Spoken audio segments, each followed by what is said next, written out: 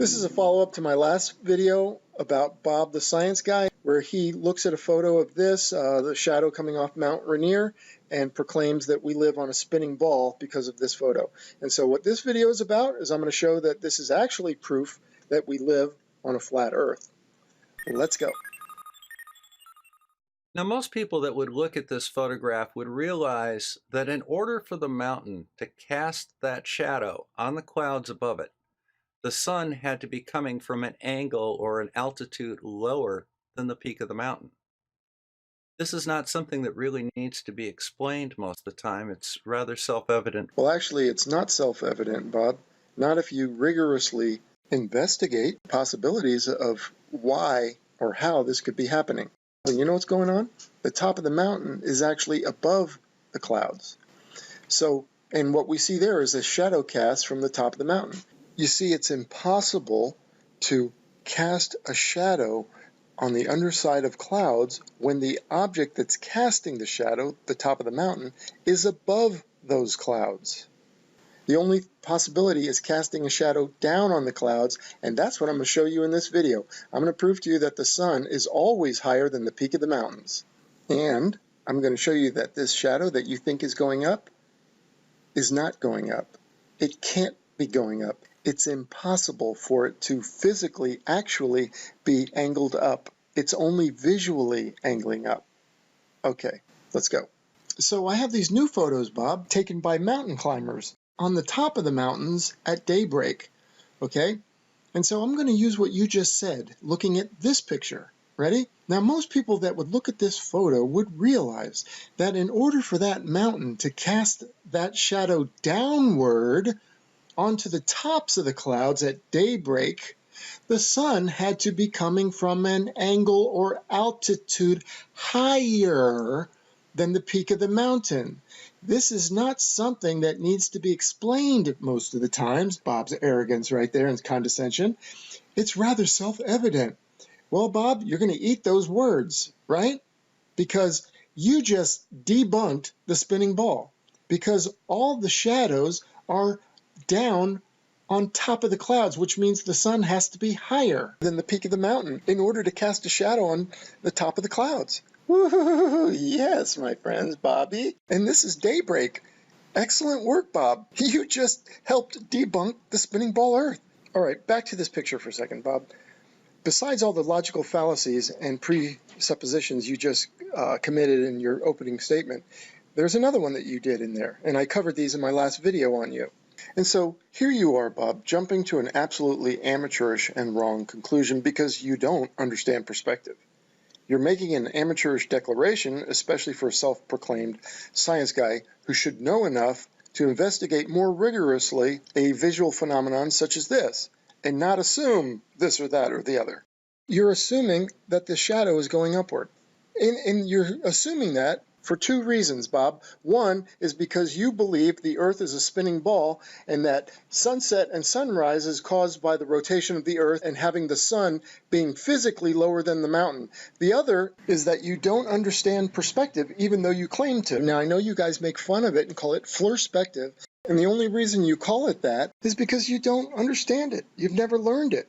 You understand, right, that those clouds are not actually angled up and that the shadow needs to be cast on something. So the shadow is cast on the clouds. And so the clouds are parallel to the ground. They are not actually angled up. So what you're seeing is a perspective illusion. Okay, here's an example. I made this. This is CGI. I know you guys don't like CGI. You made a big deal out of that CGI image from my last video and said that, oh, why don't you represent it with a photo? Because you can. It won't look like that. Well, I got news for you. I'm going to go out and get that photo for you. It'll be in my next video, so stay tuned for that one. Anyway, so this is an orthographic view of a shadow, or side view. It's 2 miles high off the ground, 2 miles off the ground, and it's a mile wide. And it's cast on the clouds. And looking through this little window, this is what it would look like, right? Clouds are parallel to the ground. This shadow would go right across the screen like this, right across your vision, and would be parallel to the ground.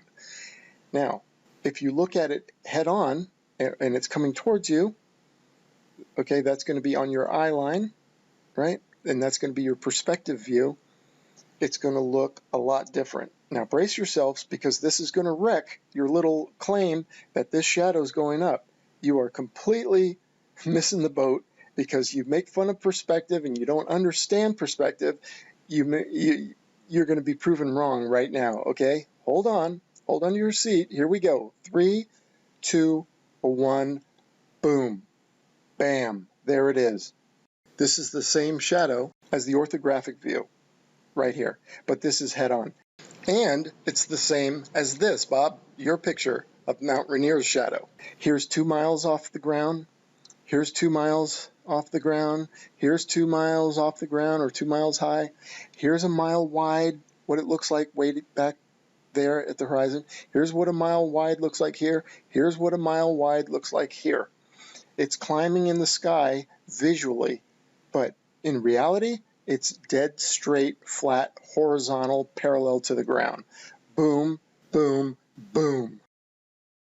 And this proves that CGI that I did in the last video. This is how it appears to go up. Okay? Sorry to destroy your ball earth evidence. It's not. It's flat earth evidence. And notice that the shadow starts right below the peak of the mountain and at the top of the clouds. And that shows you that the peak of the mountain is up in the clouds. So the shadow is starting below the peak of the mountain. And it's staying parallel to the ground. It's not actually coming up, and it's not actually spreading out. It's just flirspective, Bob. Okay, big mistake you guys make in your arrogance, right, and your quickness to make fun. You idiots miss the obvious. And what's obvious here is that the shadow cannot be going upwards, because the shadow is on the clouds, and the clouds are not going upwards. The clouds are parallel to the ground. Okay, so I don't want to get too involved in this right now, because I will cover this in my next video. I'll cover all the perspective of the shadows like that you see in and around and on these mountains. Okay, so this is a picture from the top of Mount Hood, and it's over 11,000 feet high. And at the crack of dawn, it's casting a shadow on top of the clouds. Okay, so what would that look like underneath? Well, let's go to the picture you put up. Or even better, let's see this picture that's more head-on, so you can see the exact relationship. On the ground, from where you're standing, the person who took this picture, this is what you would see.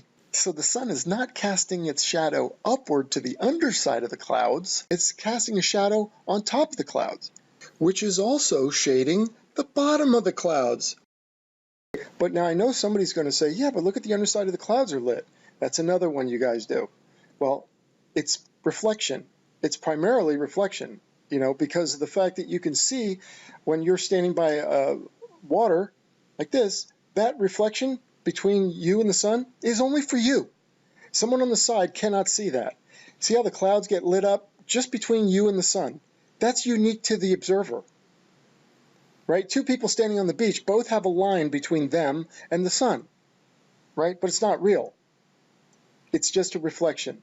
Okay, and the reflection, is different than the shadow. The shadow is something that is actually there and everybody can see it from different angles. A reflection, if you look in the mirror, you may see yourself. If you change your angle, you won't see yourself. You'll see something else.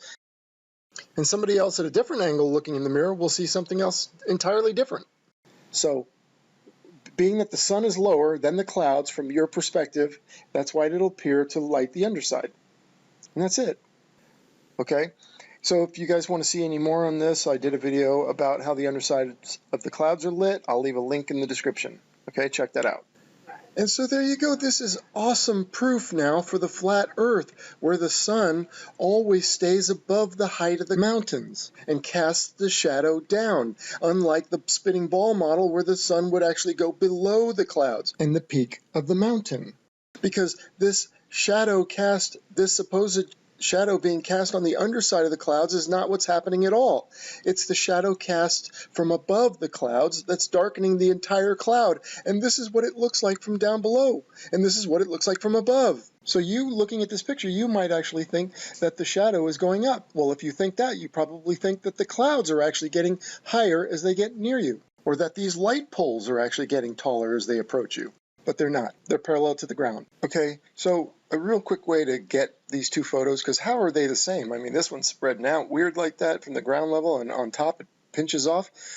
Easy way to get this is just look at some train tracks, right? The tracks opening up as they come towards you is the view from underneath the cloud, and the way the railroad tracks pinch in the distance is the view from above the clouds. Okay, so let's go higher. Let's go up to Mount Rainier. And a shout out to a couple commenters who mentioned that the top of Mount Rainier is actually above the cloud layer. So I did some digging, research, and sure enough, yep, it is. So here's a picture from Mount Rainier, and at daybreak, again, you can see the shadow goes down, and it forms a pyramid, a nice perspective pyramid, on the top of the clouds, which is only possible if the sun is above the peak of the mountain, right, Bob? And again, this is daybreak. Okay, and here's another one from the top of Mount Rainier. No clouds present that I can tell. The shadow is being cast on the ground. Daybreak again, proving, Bob, that the sun has to be higher than the peak of the mountain. And Mount Rainier is over 14,000 feet. And one more thing to point out here is that the top of the mountain that's just above the cloud layer is right where the shadow starts on the mountain. Could this be more evidence, Bob, that the shadow is actually on the top of the clouds? Just like we see here, because the top of the mountain is above the clouds, and that's where it would cast its shadow? And isn't that evidence for the flat earth, where the sun is always above the mountain, as opposed to your model, where the sun goes down due to the rotation of the earth and is actually below the mountain? I love that this is something you brought up as a spinning ball model proof, and here I've just turned it around and showed it's really a flat earth proof. Thank you, Bob.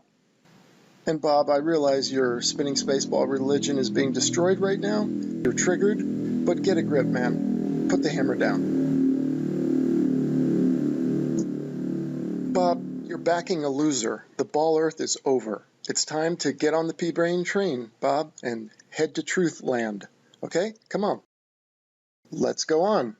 So let's go up even higher. Okay, and here we have Mount Denali, also known as Mount McKinley. Mount Denali. Shadow down on the ground. Again, sorry, Bob, more proof that the sun is higher than the peak of the mountains. And this is daybreak. That's 20,000 feet. Mount Rainier is 14,000 feet. But let's go all the way to the Mac Daddy, Mount Everest, at 30,000 feet. And as you can read here, sunrise on Everest summit. Okay? So, the shadow is clearly down. And what does the sun have to be? Higher than the peak of the mountain? Or why don't you help me out with this one, Bob? Let me borrow a little bit from your opener again. Now, most people that would look at this photo would realize that in order for that mountain to cast that shadow downward onto the tops of the clouds at daybreak, the sun had to be coming from an angle or altitude higher than the peak of the mountain. This is not something that needs to be explained most of the times. It's rather self-evident. Yes, Bob, so this is rather self-evident. And most people would look at this and say that, yeah, the sun has to be higher than the peaks of the mountains to cast shadows downward at the break of dawn or at sunset, right? So you, like I said earlier, you just debunked the spinning ball, because we always see this shadow in the morning and at the end of the day, sunset, from the perspective of the mountain, which proves the sun to be always higher than the peaks of the mountains. And the shadow knows. The shadow doesn't lie. And there you have it, folks. A thorough demolition of the supposed spinning ball proof. A delicious irony indeed, as we turn a spinning ball proof into a flat earth proof. Okay, if you also think this video was awesome, please thumbs it up. And if you haven't subscribed already, please do. Share a link to this video in your social media. I'm not very connected in that way, so that would definitely help. Feel free to mirror this video, but please don't edit it. And if you haven't bought a shirt or a mug yet, please do. Thank you in advance for your support. It's time to proclaim this loudly and publicly, and wearing a t-shirt is a great way to do that. I was wearing my p-brane perspective shirt yesterday at a function, and it was so fun to see people checking it out, and I was just waiting for someone to come up and say, hey, are you a flat earther, or something like that, you know, get a little conversation. Nothing happened, but still, wearing the shirt made the experience so much fun. I have a link in the description for my store, so go buy one as soon as you can, please. And I'm wearing a large premium tee.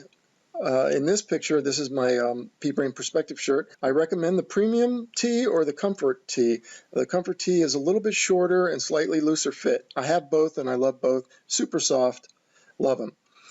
All right. Thank you so much, and expect another video very soon, very quickly, okay, on the same subject and showing all the perspective stuff. All right. Thank you so much.